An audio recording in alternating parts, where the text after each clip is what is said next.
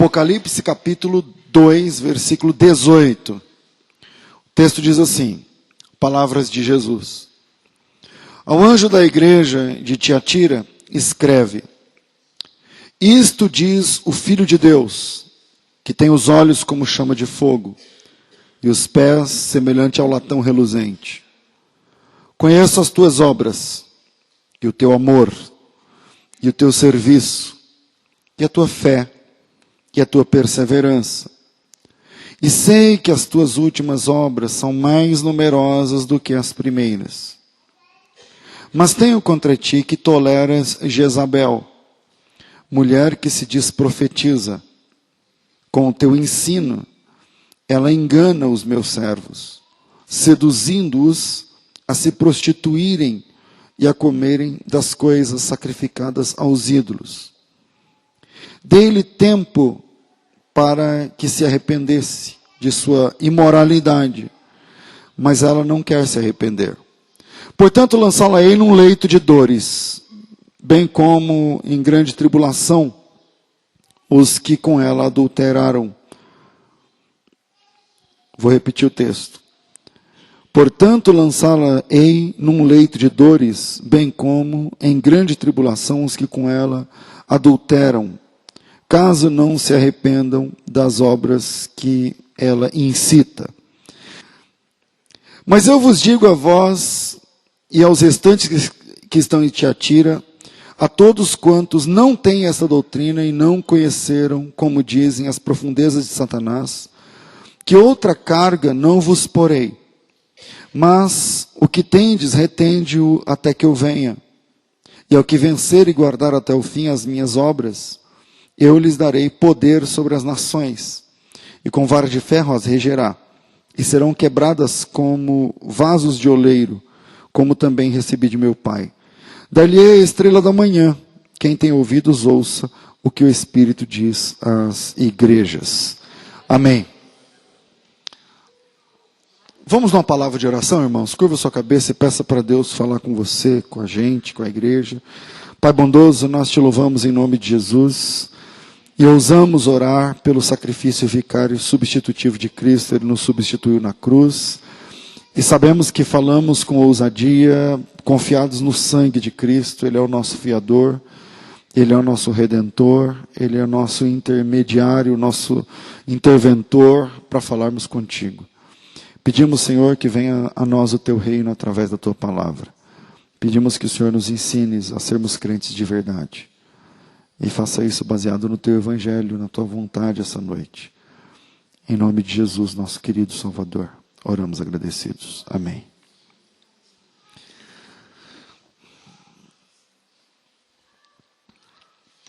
No início do Apocalipse, Jesus envia cartas a igrejas espalhadas pelo mundo grego.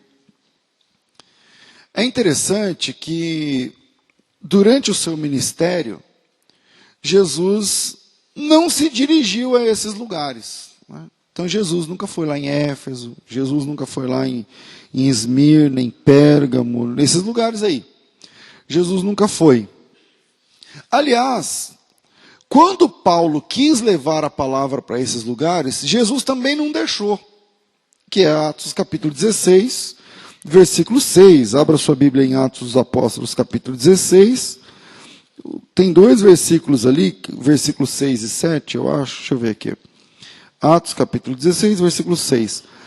Passando pela Frígia e pela província da Galácia, foram impedidos pelo Espírito Santo de anunciar a palavra na Ásia. Essas igrejas estão na Ásia. Então, quando os apóstolos quiseram pregar na Ásia, logo de cara, não foi permitido pelo Senhor. Versículo 7. Quando chegaram a Mísia, tentaram ir para Bitínia, mas o Espírito de Jesus não lhe permitiu. Bom, então é interessante que durante o seu ministério, Jesus não se dirige a esses lugares, né, nenhuma vez. Quando os apóstolos querem levar a palavra de Deus à Ásia Menor, o versículo 6 tem a ver com a Ásia Menor, também o Espírito Santo não permitiu. E quando começa o livro do Apocalipse, a carta, todo o Apocalipse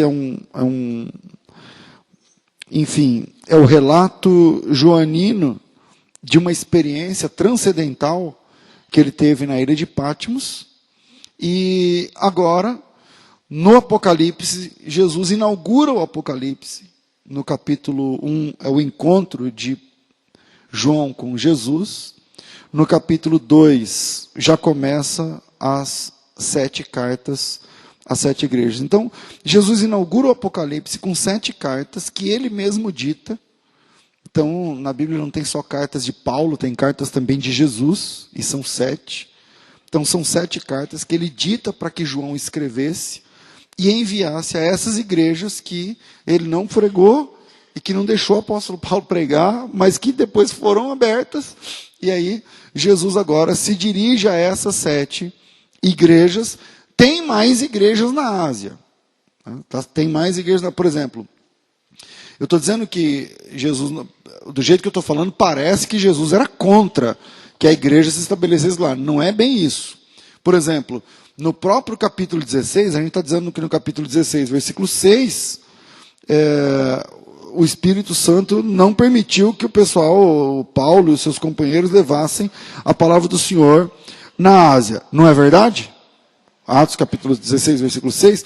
Pois bem, mas no próprio capítulo 16, eu acho que no versículo 16, por ali, eu estou falando aqui de memória, eu não coloquei aqui no sermão, mas parece que tem a ver com Tiatira. Aí, logo na sequência aí, você vai ver que... 14, obrigado. Certa mulher chamada Lídia, vendedora de púrpura da cidade de Tiatira, que servia a Deus. Então, o evangelho vai chegar nessas áreas. A questão de Deus proibir, no versículo 6, é mais uma questão logística, que naquele momento, o privilégio, naquele momento, a hora não era daquela igreja, daquele local. Deus tinha seus planos e naquele não era o momento. Não é que Jesus era contra abrir igreja lá. Mas no próprio capítulo 16, uma mulher em Tiatira ouve a palavra de Deus, ela já é de Deus. Aquele caso que Paulo expulsa o demônio daquela moça que era adivinhadora, que tinha espírito de adivinhação, também está na Ásia Menor. Enfim, então agora Jesus inaugura o seu ministério, ou melhor, inaugura o Apocalipse com 7 cartas que ele mesmo dita a João, e ele pede que se endereçasse a essas igrejas. Gente, eu não queria que essa pregação fosse um seminário de escatologia, né? Mas abriu o livro em Apocalipse, vai surgir dúvidas, porque Apocalipse é aquele livro cheio que fala do fim e tal. Bom, existem 3 formas de leitura do Apocalipse.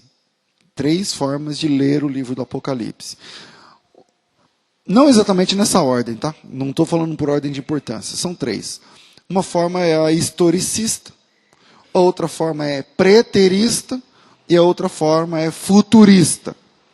Tem essas 3 escolas aí de leitura, de interpretação, de uso do livro do Apocalipse.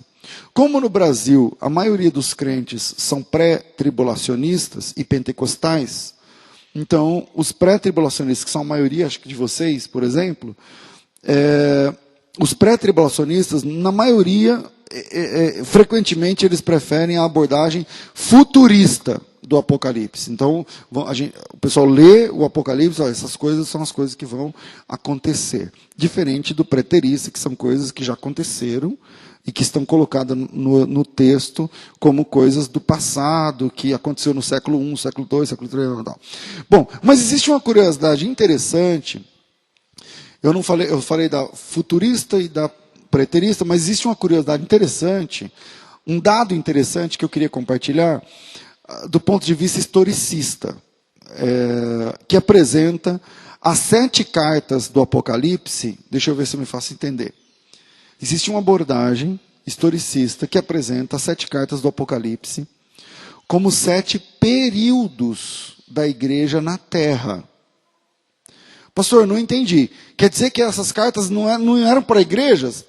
Eram. Numa primeira camada, sim. Então, existiam essas igrejas tinham esses problemas, e Jesus está, num primeiro momento, combatendo esses problemas. Só que numa segunda camada, ele está dividindo a história da igreja em 7 períodos. E esses 7 períodos vão de Éfeso a Laodiceia, na ordem exata que aparece no corpo do texto do Apocalipse. Estou me fazendo entender? Tá. Então, esses 7 períodos, se eu estou me fazendo entender, dá para a gente aprofundar um pouquinho mais, né? Esses 7 períodos são a igreja de Éfeso, que está no capítulo 2, que vai do versículo 1 até o versículo 7. E aí, Vanessa, deixa eu ficar com a sua Bíblia, porque é o seguinte, a minha Bíblia é muito antiga e as falas de Jesus aparecem em vermelho. E aí o vermelho fica muito clarinho, né? Com a luz aqui em cima, eu não consigo ver direito. Podia estar aberto no texto, né, Vanessa? Vamos lá, deixa eu abrir aqui. Bom, então existe uma abordagem historicista que apresenta as 7 igrejas como 7 períodos na história, tá certo? A primeira delas é Apocalipse capítulo 2, de 1 a 7.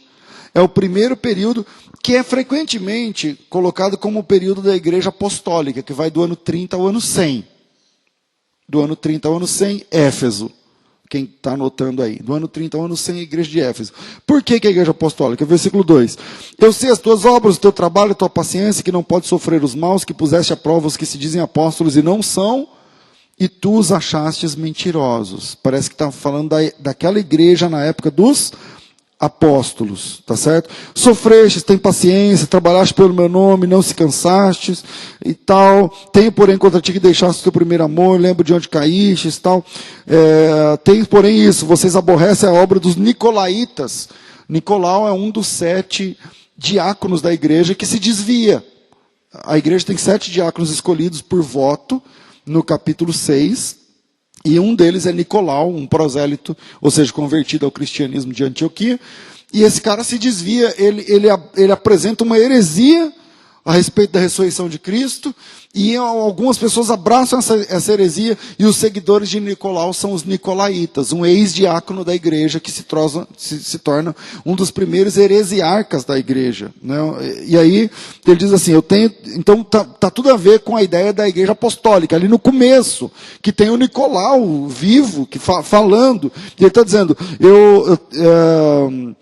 versículo 6, tens, porém, isso que aborreces as obras dos nicolaítas, as quais eu também aborreço, tal. Então, a primeira fase da igreja, a primeira época, período, é dos anos 30 até o ano 100, da fundação da igreja, até o fechamento do cânon do Novo Testamento. É a igreja de Éfeso, simboliza essa primeira fase.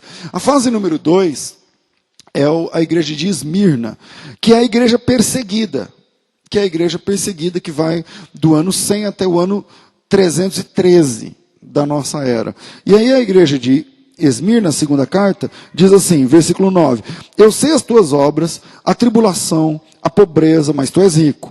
A blasfêmia dos que se dizem judeus e não são, mas são sinagoga de Satanás. Não temas das coisas que hás de padecer. Eis que o diabo lançará alguns de vós na prisão, para que sejais tentados. E tereis uma tribulação de 10 dias, ser fiel até a morte, dar-te-ei a coroa da vida. Quem tem ouvidos para ouvir, ouça o que o Espírito diz à igreja, tal. Essa é a igreja perseguida, que é dada para os leões, conforme diz aqui no texto.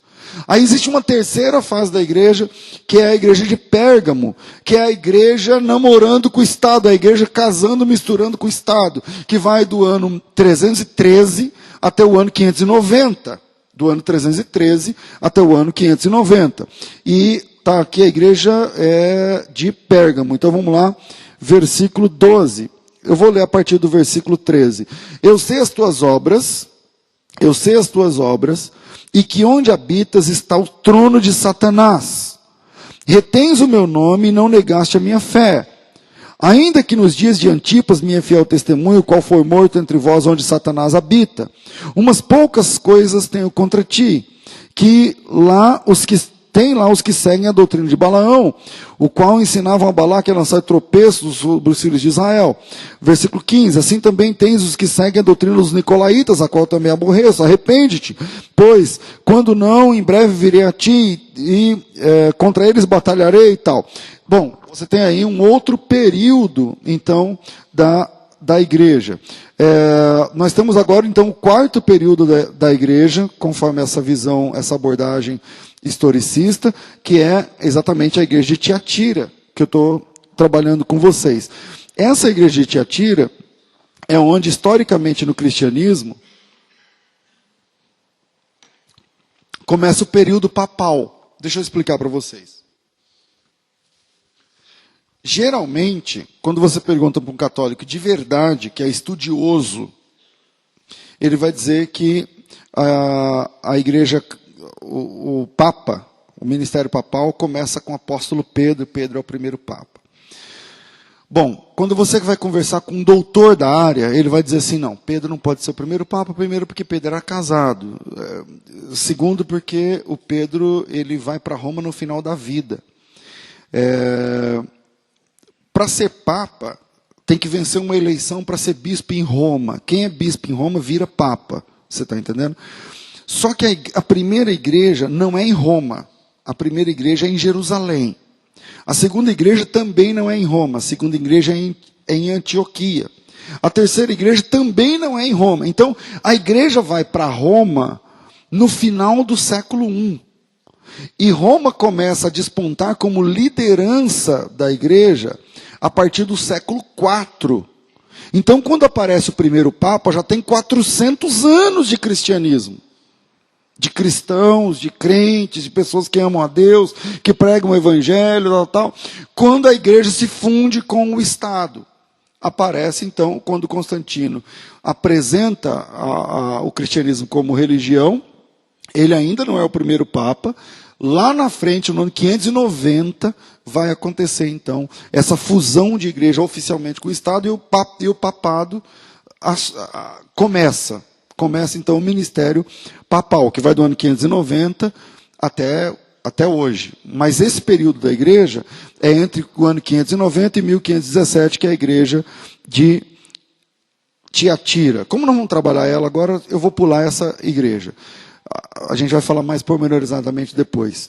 Bom, a quinta fase da igreja é a igreja de Sardes, que é a igreja da Reforma, que é de 1517. Aliás, agora, dia 31 de outubro de 2017, vamos fazer 500 anos da Reforma. Há 500 anos atrás, no dia 31 de outubro, ele não é um padre exatamente, mas um tipo de um monge católico, ele prega, ele discorda de alguns ensinos da Igreja Católica e ele elabora um documento com 95 pontos. Os pontos são muito repetitivos, na verdade. Esses 95 pontos se resumem, seriam 7, mais ou menos, 8, mas ele coloca 95 teses, e ele prega na porta dessa igreja católica lá na Alemanha, na cidade de Wittenberg. Bom, esse monge chama Martinho Lutero, e a partir de 1517, exatamente no dia 31 de outubro de 1517, começa o movimento de reforma. Essa fase está representada entre as igrejas de Tiatira e Sardes. Vamos lá, Sardes, capítulo 3. Versículo de número 1. Ao anjo da igreja que está em Sardes escreve, isso diz o que tem os 7 Espíritos de Deus e as 7 estrelas. Eu sei as tuas obras, que tem nomes de que vive, mas está morto. É aquele momento. Seja vigilante, confirma o restante que estava para morrer, porque não achei as suas obras perfeitas diante de Deus. Lembra-te, pois, do que tens recebido e ouvido, guarda-o, arrepende-te, senão vigiares virei a ti como um ladrão, e não saberás a hora em que virei a ti. Mas também tem em Sardes algumas pessoas que não contaminaram as suas vestes, e comigo andarão de branco, porquanto são dignas disso. O que vencer será vestido de vestes brancas, e de maneira alguma arriscarei o seu nome do livro da vida, confessarei o seu nome diante do meu Pai que está diante dos anjos. Quem tem ouvidos, ouça o que o Espírito diz às igrejas. Bom, na sequência vem a igreja pós-reforma, a igreja missionária, que é o capítulo 3, versículo 7 em diante, representado na igreja de Filadélfia, que eu leio para vocês, capítulo 3, versículo 7, a igreja pós-reforma. O anjo da igreja que está em Filadélfia escreve e se diz o que é santo, o que é verdadeiro, o que tem a chave de Davi, o que abre ninguém fecha, fecha ninguém abre. Eu sei as tuas obras, e eis que diante de ti eu pus uma porta aberta, e que ninguém pode fechar, e tendo pouca força, guardaste a minha palavra e não negaste o meu nome, e eis que eu farei aos da sinagoga de Satanás, aqueles que se dizem judeus, mas não são e mentem, eis que eu farei que venham e adorem prostrado aos teus pés, para que saibam que eu te amo. Como guardaste a palavra da minha paciência, eu também te guardarei da hora da tentação que há de vir sobre todo mundo, para tentar os que habitam sobre a terra. Eis que venho sem demora, guarda o que tens, para que ninguém tome tua coroa. O que vencer, o farei coluna no templo de meu Deus, dele nunca sairá. Escreverei o seu nome, escreverei sobre ele o nome do meu Deus, e o nome da cidade do meu Deus, e a nova Jerusalém que desce do céu. Enfim, quem tem ouvidos ouça. E aí vem a última fase da igreja. Essa fase, como eu estou dando as datas, de Sardes vai de 1517 a 1730, que é a igreja missionária que vai sendo, de Sardes 1730, que é a igreja reformada. E Filadélfia, de 1730 até o ano 1900 da nossa era, essa igreja missionária que vai levando a palavra através de várias denominações, através de vários nomes, através de vários servos de Deus pelo mundo, levando a palavra, porque a Bíblia diz que Deus colocou diante dessa igreja uma porta aberta que ninguém podia fechar. E aí chegou o evangelho, por exemplo, aqui no Brasil, por exemplo. Bom, a última fase da igreja é a igreja apóstata, é uma igreja divorciada do evangelho, divorciada das doutrinas bíblicas, e é sobre isso que a gente vai falar também daqui a pouco, que é a igreja em Laodiceia. Versículo 14, 3:14. Ao anjo da igreja que está em Laodiceia escreve: Isto diz o Amém, a testemunha fiel e verdadeira, o princípio da criação de Deus. Eu sei as tuas obras, que nem és frio nem quente. Tomara fosses frio ou quente, assim como és morno, não é frio nem quente, vomitar-te-ei da minha boca. E como dizes, rico sou, estou enriquecido, de nada tenho falta, e não sabe que és desgraçado e miserável, e pobre, cego e nu. Aconselho-te que de mim compres ouro provado no fogo, para que te enriqueças, vestes brancas para que te vistas, não apareça a vergonha da tua nudez, e que unjas os olhos com colírio para que vejas. Eu repreendo e castigo todos quanto amo. Seja, pois, zeloso, arrepende-te. Eis que estou à porta e bato, se alguém ouvir a minha voz e abrir a porta, entrarei na sua casa, cearei com ele, e ele comigo. Ao que vencer, lhe considerei que se assente comigo no meu trono, assim como eu venci, e me assentei no trono do meu Pai, com meu Pai. Quem tem ouvidos, ouça o que o Espírito diz às igrejas. Na última fase da igreja, eu estou chamando aqui de igreja apóstata, é uma igreja que Jesus está do lado de fora. É uma igreja que Jesus está do lado de fora, batendo na porta, tentando entrar, não consegue. E é interessante essa abordagem de Jesus. Jesus do lado de fora e a igreja lá dentro, no culto, dizendo: nós somos ricos, nós não temos falta de nada. Olha para o teu irmão e diga: você é rico. Olha para o teu irmão e diga: eu sou rico. Rico sou, de nada tenho falta. E não sei o que lá. E Jesus está do lado de fora desta igreja, e isso que nós estamos vendo acontece hoje, né? Isso que nós estamos, essa exata fase da igreja, que é do ano 1900 para cá, acontece exatamente hoje, sobretudo em círculos neopentecostais, onde as pessoas se reúnem para dizer que são ricas, que são bem abastadas, que crê no milagre não sei do que e tal, e Jesus está do lado de fora desta igreja. Bom, eu tentei apresentar para vocês 7 fases da igreja, representadas nas 7 cartas do Apocalipse. Os irmãos entenderam? Agora, voltando à carta à igreja de Tiatira, capítulo 2, versículo 18 em diante. Agora eu não vou mais trabalhar uma abordagem histórica ou historicista, mas vou trabalhar o texto mesmo, o próprio texto. Jesus se volta para a igreja em Tiatira e diz assim, versículo 1. Eu já li todo o texto, vamos lá. Eu sei as tuas obras, e que tem nomes de que vives. 18, desculpem. Versículo 19. Eu conheço as suas obras e a tua caridade, o teu serviço, a tua fé, a tua paciência, e que as tuas últimas obras são mais do que as primeiras. Como ser igreja de Jesus nesse tempo? Jesus está elogiando o comportamento no trabalho da igreja. É uma igreja que trabalha, eu sei as suas obras, tua caridade, teu serviço, tua fé, tua paciência, e que as últimas obras agora são maiores do que as primeiras. Mas eu tenho contra ti que você tolera Jezabel, uma mulher que se diz profetiza, e você tolera que ela ensine e engane os meus servos, para que eles se prostituam e comam dos sacrifícios da idolatria. Eu vou deixar os 3 pontos para a gente. Primeiro, a fé cristã não admite mistura. A fé cristã não admite mistura. Gente, Jesus é a pessoa mais amável que já pisou nessa terra. Mas quando a fé estava sendo mista, aviltada, amalgamada, ele virava a mesa. Não tinha nem um pingo de educação, não pedia desculpa, não pedia licença. Uma vez, 2 vezes Jesus fez isso. Uma no começo do seu ministério, em João capítulo 2, e uma no final do seu ministério, em Mateus capítulo 20. Para começar o ministério, Jesus começou o ministério dele nas bodas de Caná, fazendo o primeiro milagre, e saindo dali ele virou a mesa do pessoal dos cambistas. E no final do seu ministério, no dia da entrada triunfal, ele entrou, a entrada triunfal, o domingo de Ramos, isso é um domingo, na segunda-feira, ele entra no templo e põe para derreter, vira na mesa do pessoal, tocando o pessoal, e brigando, e com um chicote na mão. Por que Jesus age assim?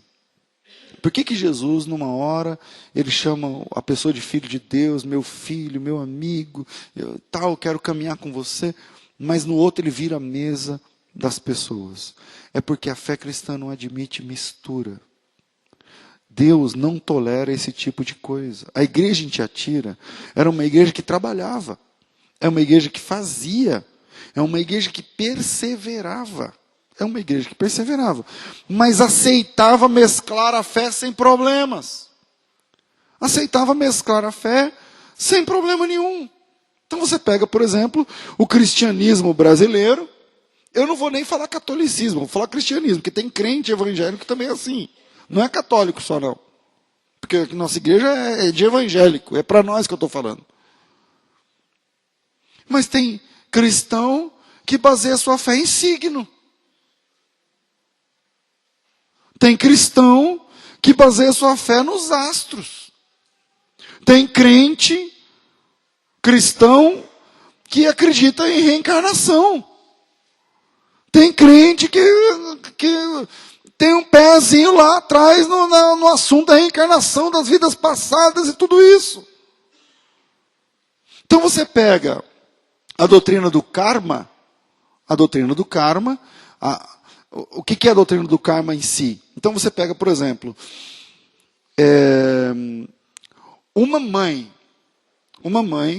que tem aversão ao filho quando nasce, tem um nome técnico que eu esqueci, ela vai lá e mata o filho. Com depressão pós-parto. Ela vai lá e mata o filho. Passa a faca no pescoço do filho. Isso acontece. Bom, na doutrina do karma, a culpa é do filho. Mas você fala assim, por quê? Porque na vida passada, ele operou de uma forma que foi condenado a esse tipo de morte. Então a culpa é dele. E ela é inocente. Ela está sendo um agente de purificação na vida daquele garoto. Vocês estão me entendendo ou não? Essa é a doutrina do karma. E tem crente que está nessa daí.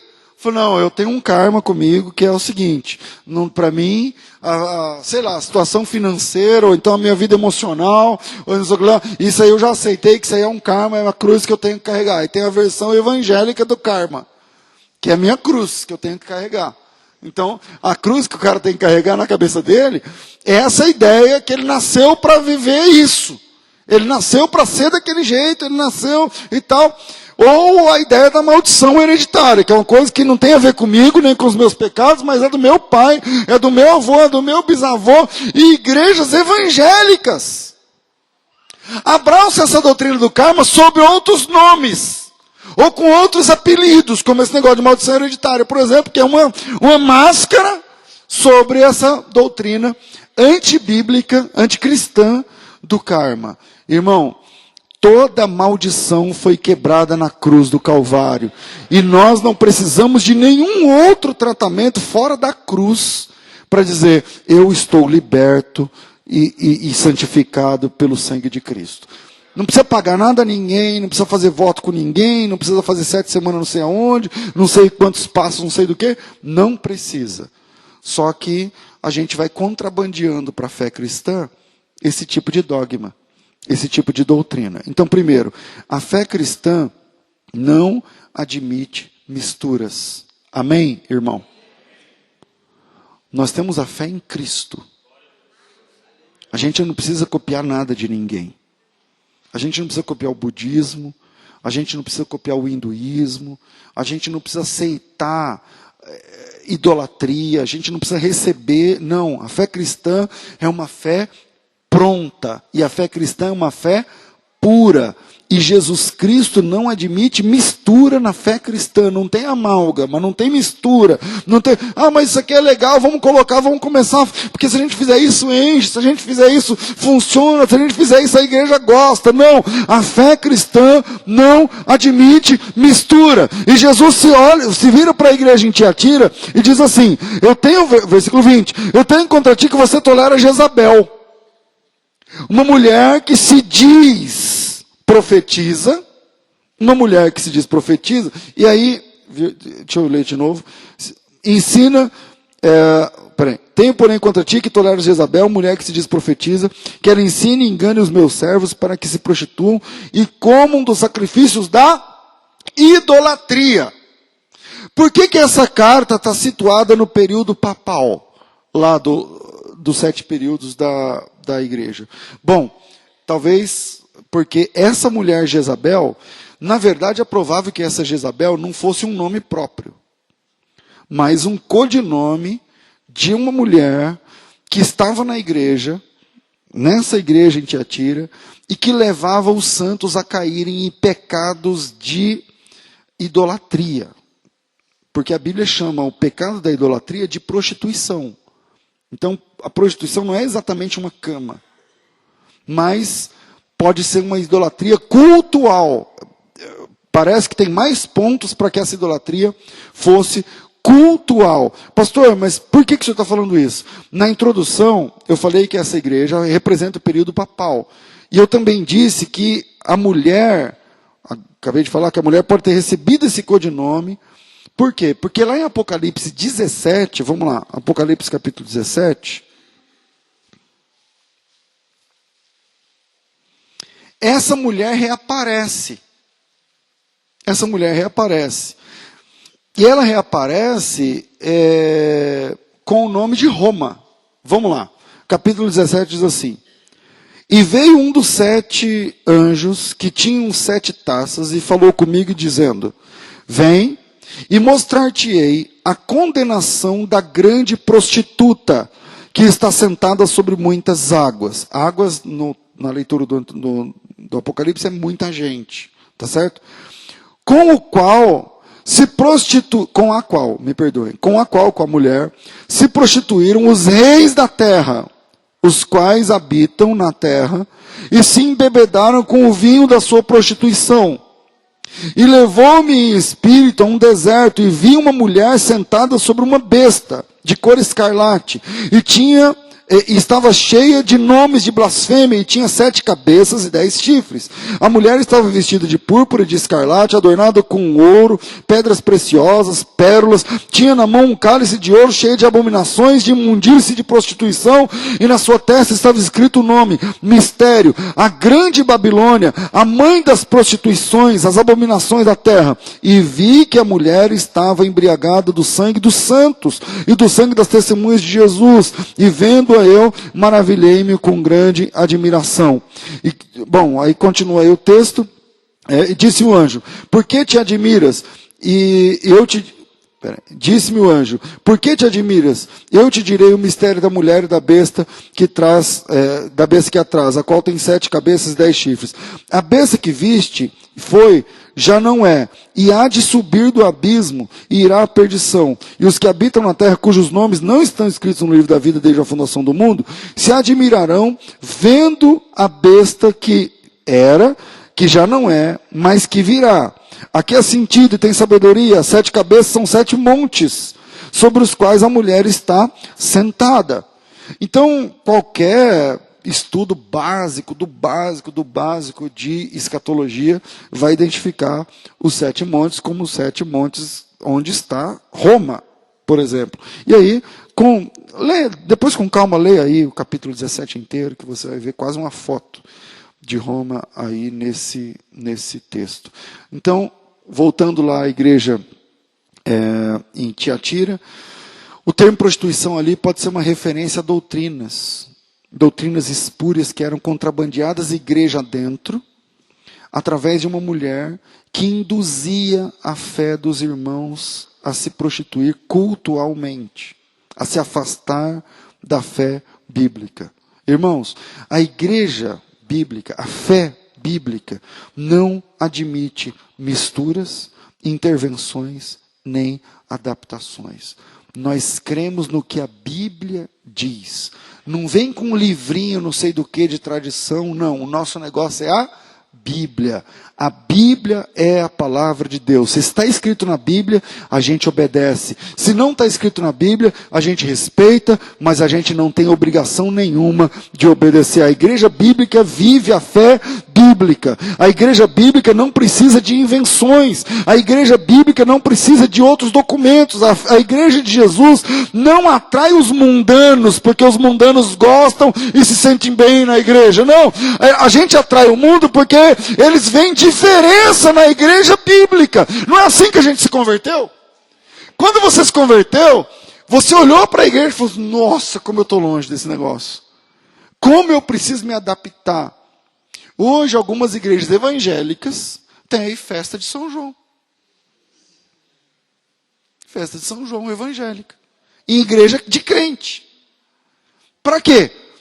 Para o mundo olhar para a igreja evangélica e falar: lá tem festa de São João, vou pegar meu chapéu de palha, vou pegar vou fazer uns remendos na minha roupa e vou lá comer milho, comer bolo de milho. Deu vontade de comer bolo de milho agora. Mas não dos ídolos, tá?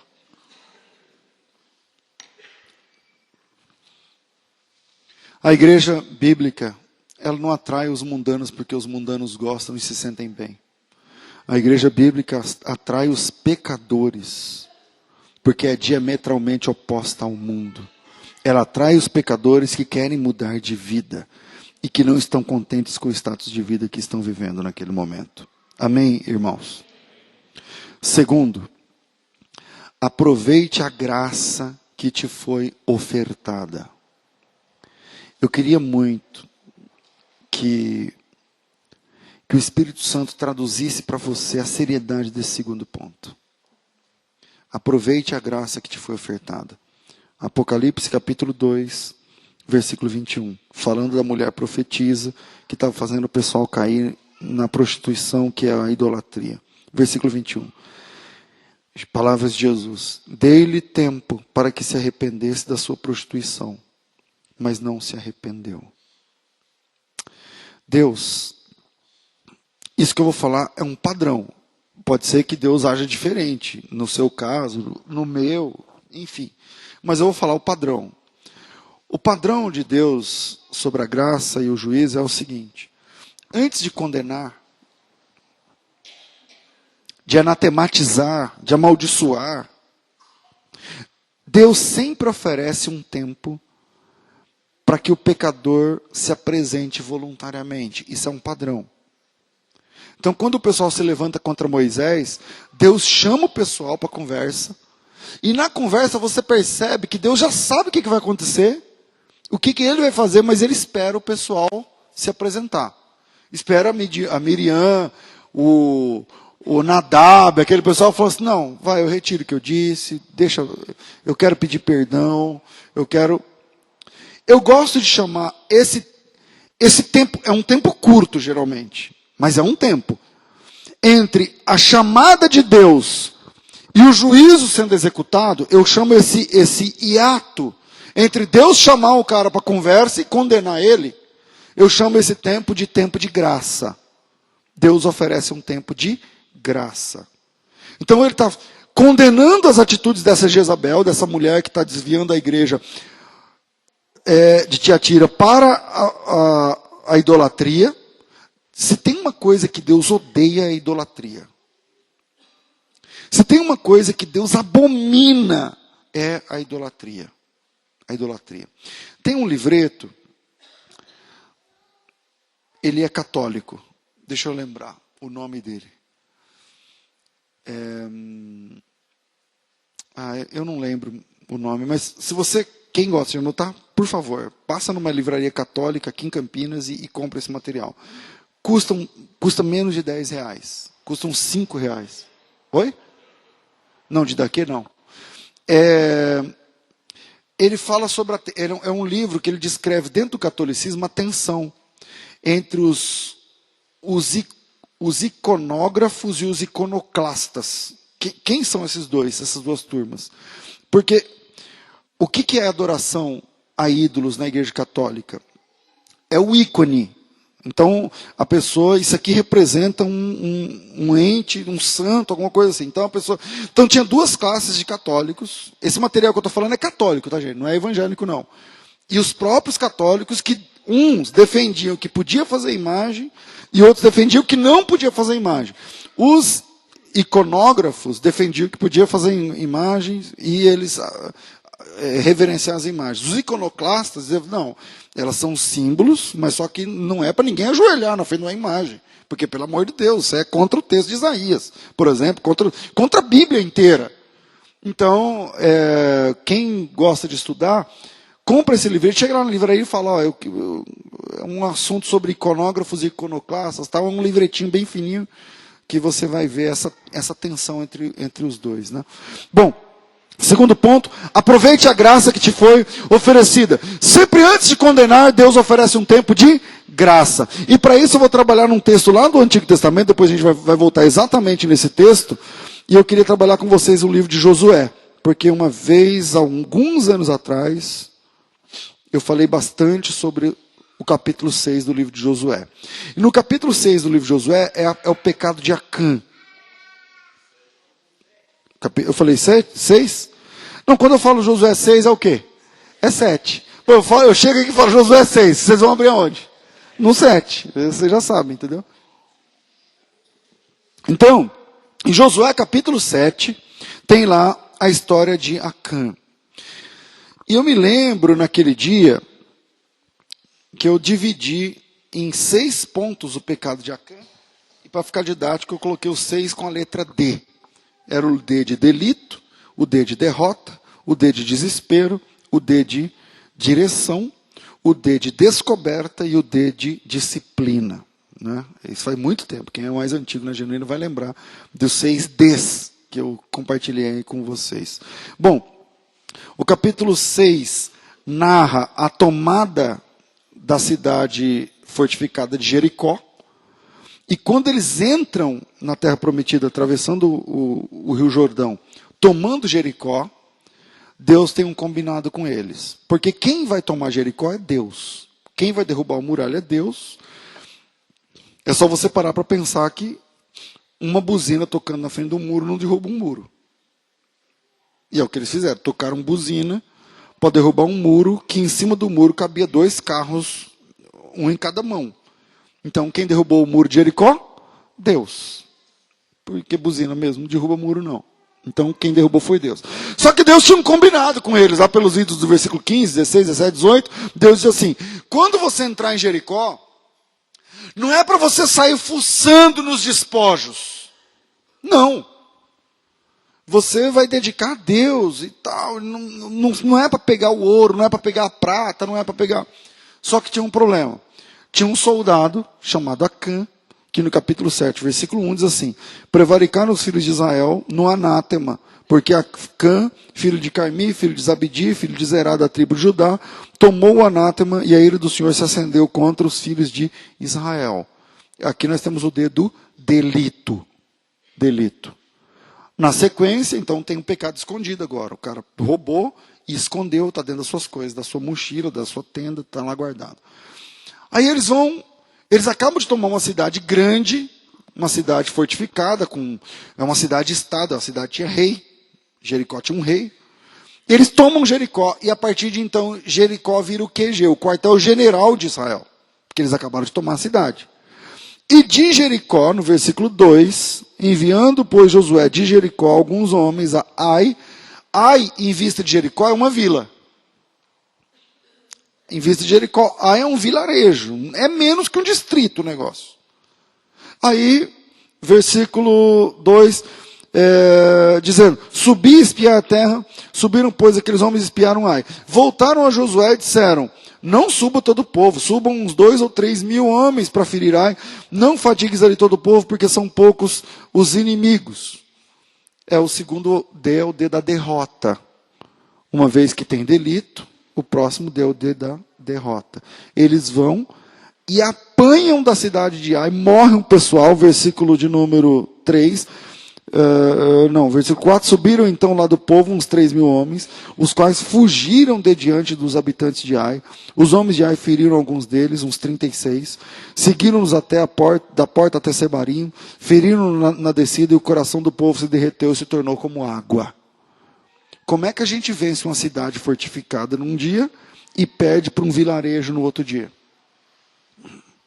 Derrota. Aí vem o terceiro D, que é o D do desespero. O versículo 5, eu acho que é o 6. Então Josué rasgou suas vestes, prostrou-se em terra e o Josué começou a orar. O Josué começou a orar. E na oração de Josué, o Josué sabia orar. O Josué aprendeu com quem? Com Moisés, né, cara? Moisés. Ele aprendeu com Moisés. Ele teve um professor de oração, que é o Moisés. Moisés já, não sei, tem um lado lá que Deus falou: não vou, no fim acabou indo por causa de Moisés. Na oração de Moisés. E aí, o Josué sabia orar e ele aprendeu com Moisés a orar pela santidade do nome de Deus. Orar pela santidade do nome de Deus. É a oração de Josué. Josué se prostrou em terra sobre o seu rosto perante a arca do Senhor até a tarde. Então os anciãos de Israel deitaram pó sobre a cabeça e disse Josué, a oração dele: ah, Senhor Jeová, por que com efeito fizeste passar esse povo o Jordão, para nos dares nas mãos dos amorreus, para nos fazer perecer? Tomara que contentáramos de ficar além do Jordão. Ah, Senhor, que direi?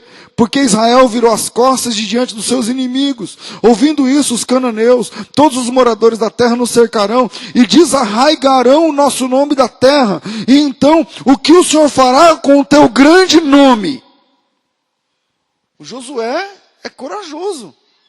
Ele perdeu, saiu correndo de Ai e falou: Senhor, se a gente ficar saindo, se a gente perder as batalhas para os cananeus, vão nos desarraigar da terra. A ideia de desarraigar é arrancar até pela raiz.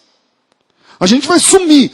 E se a gente sumir, o que o Senhor faz com o teu nome? Porque o Senhor colocou o teu nome em nós. Nós somos o povo que representamos o teu nome, que representa o teu nome, melhorando o português. Nós somos o povo que representa o teu nome. Então, se a gente desaparecer da terra, o que o Senhor vai fazer com o teu grande nome? Ele orou, pedindo, na hora do desespero, pedindo para Deus arrego. Aí vem o quarto, o quinto D, já me perdi aí, que é o D da direção. Deus então vai direcionar Josué. Porque o Josué está orando porque perdeu a batalha, mas ele não sabe por que perdeu. O erro, o pecador está lá dentro, mas ninguém sabe quem é. Ninguém sabe quem é. É um pecado oculto. É um pecado oculto. E aí vem o D da direção. Capítulo 7, versículo 10. Então disse o Senhor a Josué: levanta-te, por que estás aí prostrado assim sobre o seu rosto? É interessante porque a Bíblia, ela tem um monte de versículo que fala para a gente orar muito. Não tem? Orar o tempo todo, orar em espírito. Orar em espírito. Pensa nisso. Orar sem cessar. Que eu nem sei como é que funciona isso daí. Exatamente, se na prática mesmo, alguém me ensina. Porque eu durmo, né, pessoal? Tem umas horas que, enfim, vai, deixa para lá. Mas a Bíblia fala para a gente orar muito, não é? Só que agora Deus está mandando Josué parar de orar. É o versículo 10, Deus diz assim, deixa eu ver. Então disse o Senhor, levanta, por que você está aí orando? O que Deus está dizendo para Josué é assim, Josué, essa não é uma hora de orar. Essa é uma hora de agir. Tem coisas pelas quais não adianta orar. Tem que resolver. Tem que agir. O irmão está entendendo?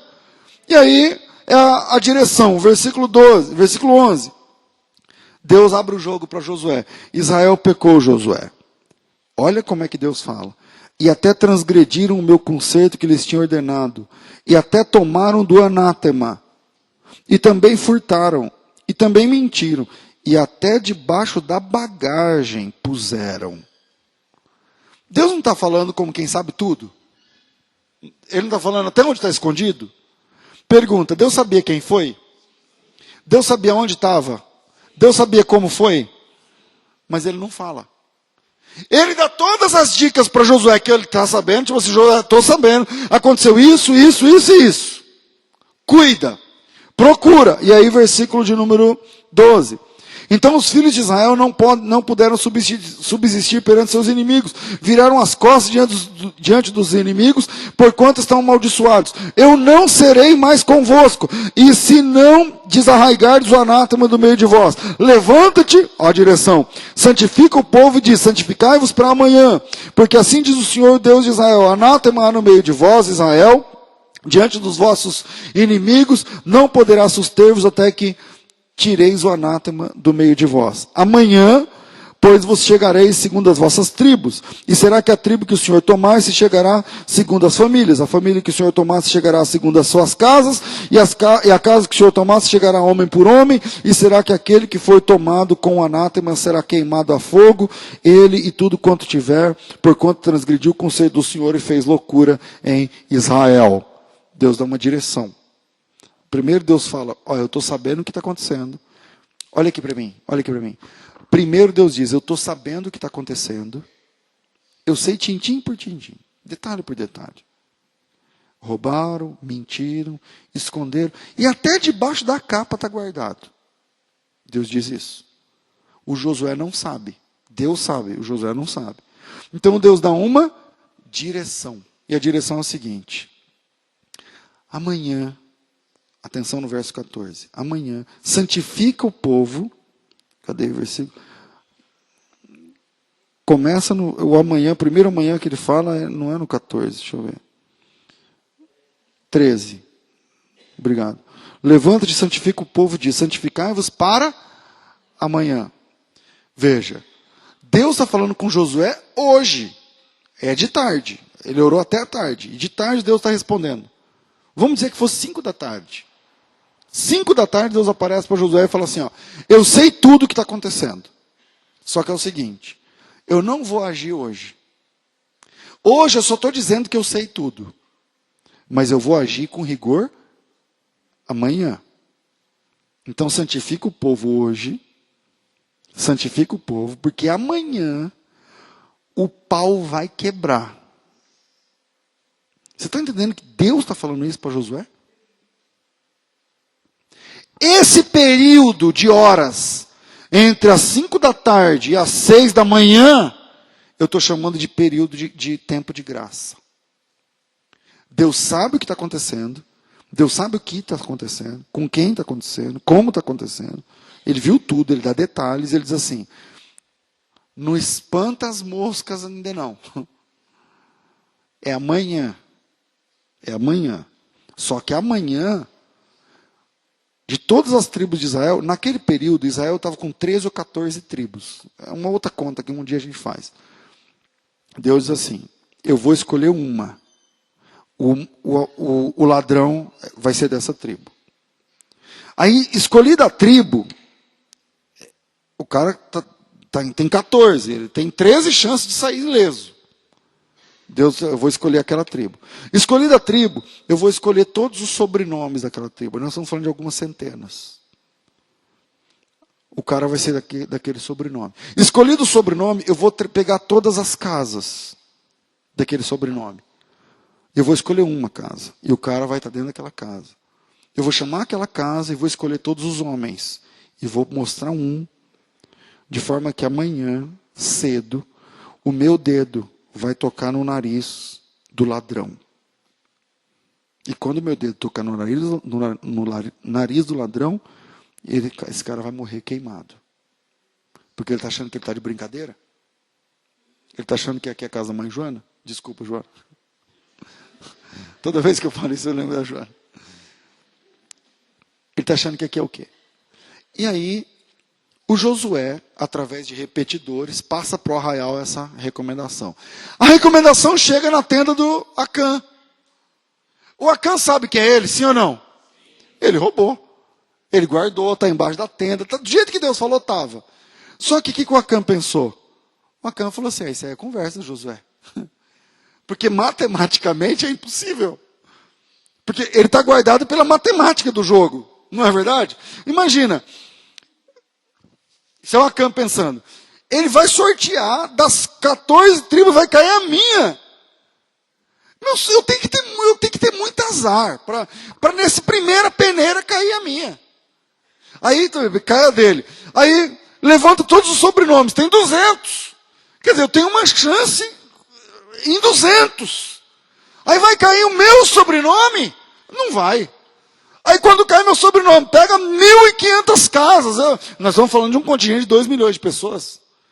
Aí vai cair a minha casa? Não vai. Aí, quer dizer, a probabilidade matemática estava do lado do Acã.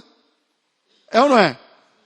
Aí o Acã está dizendo o seguinte, não, isso é o seguinte, eles perderam a guerra, o Josué está achando que é por causa disso que eu fiz, mas ninguém viu, a coisa foi bem feita, foi em outra cidade, porque foi lá em Ai. Ninguém viu, eu apaguei os históricos, eu apaguei tudo, eu resolvi o problema. Está bem escondido, está bem trancado, está bem entrelaçado. Isso aí o Josué está com conversa, porque o Josué quer que alguém se apresente como bode expiatório. Quando alguém apresentar, se eu chego lá e falo que foi eu, o Josué está dizendo, por isso que não cresce, por isso que não vai para frente, por isso que isso, por isso... Bom, isso é a cabeça do Acã que eu estou achando que ele está pensando, porque o Acã ficou sabendo. E aí Deus disse assim, no D de direção, santifica hoje para amanhã. Irmãos, aquela era um oferecimento de graça da parte de Deus. Deus está oferecendo um tempo de graça a Acã. E esse comportamento é um padrão de Deus. Por exemplo, Jesus senta na mesa da última ceia. Olha que interessante, ele senta na mesa da última ceia, João 13. Todo mundo ali na ceia, tal. Do nada Jesus fala assim, ó. Em verdade vos digo que um de vós me trairá. Pá! Todo mundo fica com a cabeça a mil. Um fica perguntando para o outro, pergunta para ele se sou eu, mestre, será eu, serei eu, serei eu. Pergunta, o Judas sabia que era ele ou não? Sabia. Sabe por que ele sabia?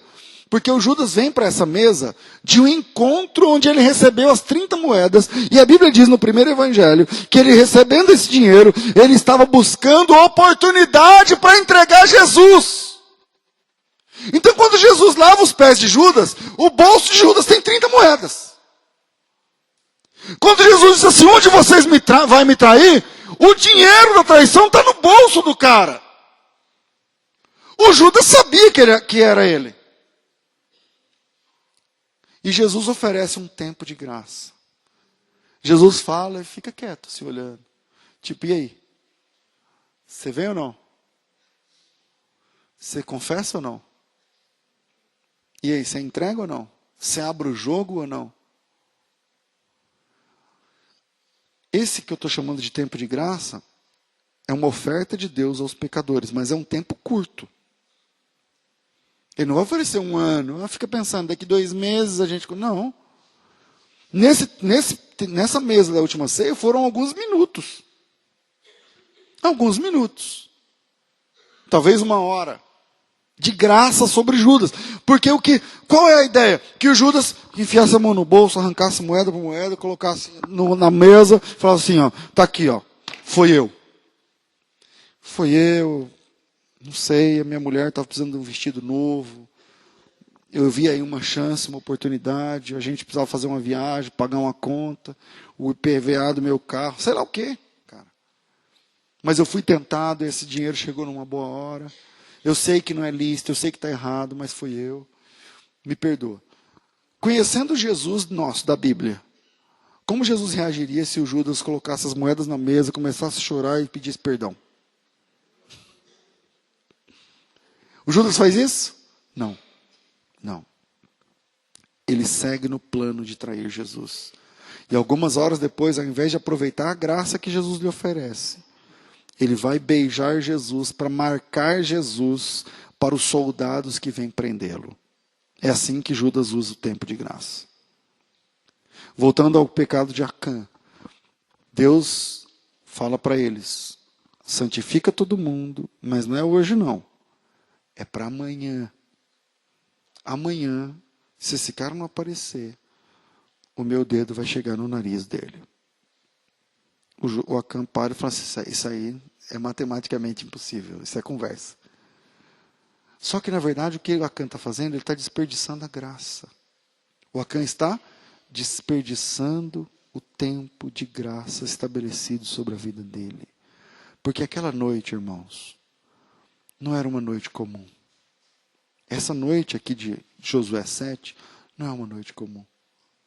Aquela não era uma noite para você chegar em casa e ficar assistindo Netflix. Não era uma noite para você chegar e ficar no computador, no celular, nas redes sociais. Não.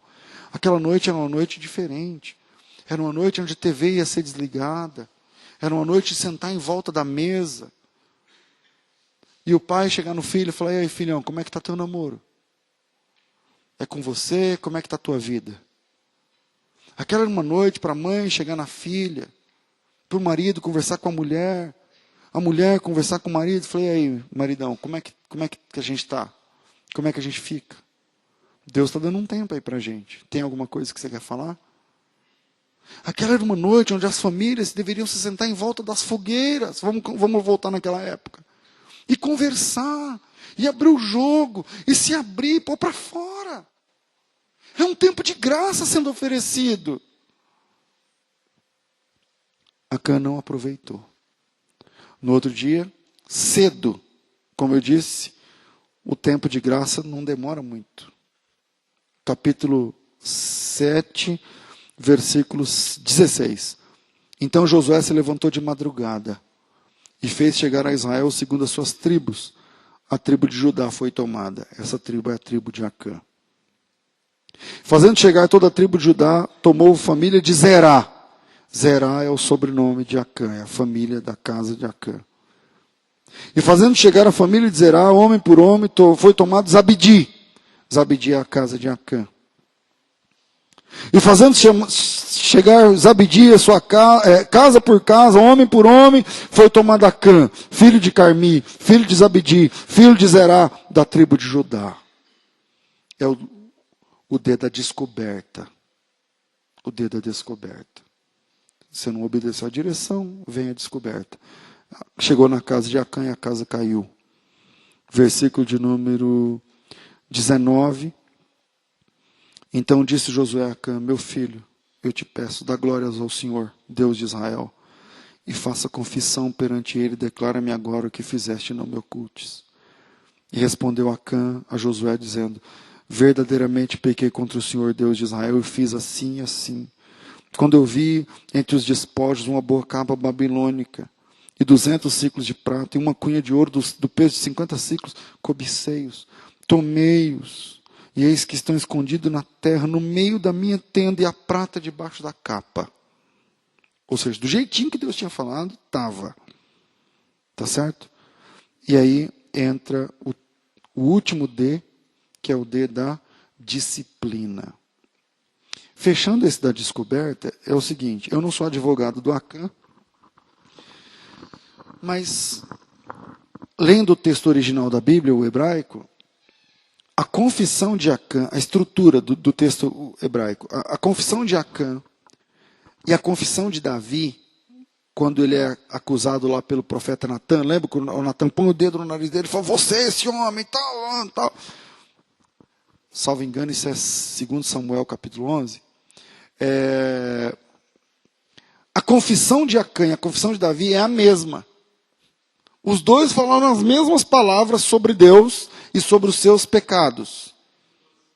É o 12? Desculpa, é o capítulo 12. É o capítulo 2 Samuel 12. E aí, agora, o dedo de Deus chega no nariz de Acã, e aí o Josué chama Acã e diz assim, dá glória a Deus, porque confessa teu pecado, cara, a casa caiu. Aí, o Acã fala, profere então as palavras, versículo 20, verdadeiramente eu pequei contra o Deus de Israel, e fiz assim, assim. Essa fala é a mesma. O Davi parece que foi perdoado. O Davi foi perdoado. Mas ele teve perdas. O Davi foi perdoado, mas foi disciplinado. Porque o filho morreu. E aqui Acã morreu. Eu não sei qual que é pior. Morreu o pai ou o filho. Quem é pai sabe que se você vai matar o filho. Não, mata eu então no lugar. Então a dor é mais ou menos a mesma. Não estou defendendo que o Acã foi salvo, mas o Davi foi. Talvez o Acã também pudesse ter sido salvo. Não sei. Não sei. A salvação é departamento de Deus. Mas mesmo assim vem o último D da disciplina. Porque existem pecados que mexem com a fama do nome de Deus. E aí requer disciplina. Existem pecados que não é só, não, desculpa aí e tal, não, mas que o nome do Senhor foi aviltado. E Deus não deixa assim. Então Josué, o cara confessa no versículo 20. Confessa depois que a casa cai, mas confessa. No versículo 22 vem a disciplina. Então Josué enviou mensageiros que foram correndo à tenda. E eis que tudo que estava escondido na sua tenda e a prata debaixo dela. Tomaram, pois, das coisas do meio da tenda. Trouxeram a Josué e a todos os filhos de Israel. E as deitaram perante o Senhor. Então Josué e todo Israel com ele tomaram Acã, filho de Zerá. Tomaram a prata, a capa, a cunha de ouro, os seus filhos, as suas filhas, os seus bois, os seus jumentos, as suas ovelhas, a sua tenda, e tudo quanto tinha, e levaram-nos ao vale de Acor. E disse Josué, por que nos turbaste? O Senhor turbará a ti esse dia. E todo Israel o apedrejou com pedras, e os queimou com fogo, e o apedrejaram com pedras novamente. Apedrejou, queimou, apedrejou de novo. E levantaram sobre ele um montão de pedras, até o dia de hoje. Assim o Senhor se tornou do ardor da sua ira, pelo que chamou o nome daquele lugar, Vale de Acor, até o dia de hoje. Acor em hebraico significa desgraça. Disciplina. Por que Deus fez isso? Porque um dia, 100 anos depois, 200 anos depois, uma família podia fazer um piquenique ali perto, e um menino de uns 4, 5 anos, correndo atrás da pipa, atrás da bola, ia ver um montão de pedras, porque eles foram apedrejados, queimados e apedrejados, e em cima deles ficou um montão de pedras, não foi? E uma criança pequena ia olhar para aquela situação, e a primeira coisa que ela ia falar era o quê? Pai, e esse monte de pedra aí, que dá para ver que foi colocada? E esse montão de pedra aí? E o pai ia poder pegar o filho pela cintura, sentar ele numa pedra e falar assim, filho, é o seguinte, aí embaixo tem um cara chamado Acã. Ah, tem, pai? Tem. E por que ele está aí? Então eu vou contar para você a história. E o pai podia contar a história para o filho, para aquilo ficar como lembrete, que não dá para brincar com a graça de Deus, que nós não podemos brincar com a graça que nos foi ofertada. Então voltemos ao Apocalipse. Jesus oferece tempo, mas parece que essa mulher não aproveitou o tempo. de graça sobre ela. Apocalipse capítulo 2, versículo 21. Eu lhe dei tempo para que se arrependesse da sua prostituição, mas ela não se arrependeu. Então, eu vou colocar ela numa cama. Não cama de prostituição, mas cama de enfermidade. Eu vou colocar ela numa cama. E sobre os que adulteraram com ela virá grande tribulação. Se eles não se arrependerem das suas más obras, eu ferirei de morte os filhos. E todas as igrejas saberão que eu sou aquele que sonda as mentes e os corações. Não podemos brincar com a graça de Deus. Amém, irmãos? Deus nos oferece tempo. Talvez eu esteja falando com pessoas que precisavam ouvir exatamente essas palavras hoje. E se você é esse cara, esse tempo não dura a eternidade, não. Deus está te dando graça. Confessa, deixa, para, abandona, diga chega, parei, eu me arrependo, eu me rendo. É assim que a gente faz. É o segundo ainda. Aproveite a graça que te foi oferecida. Amém, irmãos? Eu não vou falar o terceiro por causa do nosso tempo. Eu vou citar aqui o terceiro. Terceiro, a consciência do crente é o tribunal secreto da alma. A consciência é o tribunal secreto da alma. Jesus se refere agora a outros irmãos, lá no capítulo 2, versículo 24. Mas digo a vós e aos restantes que estão em Tiatira, a todos quantos não têm essa doutrina, não caíram na conversa da Jezabel, não a conheceram, como dizem as profundezas de Satanás, que outra carga não porei sobre vocês, mas o que vocês têm, retenha até que eu venha. A consciência é o tribunal secreto da alma. Quando o apóstolo Paulo, no capítulo 24 do livro dos Atos, última referência, vai, Atos 24, eu não vou, são muitos pontos o terceiro capítulo, o terceiro ponto seria o maior, mas não vai dar tempo, então vamos lá. Atos dos Apóstolos, capítulo 24, deixa eu ver se é o 24 mesmo. Não, é o 24 mesmo.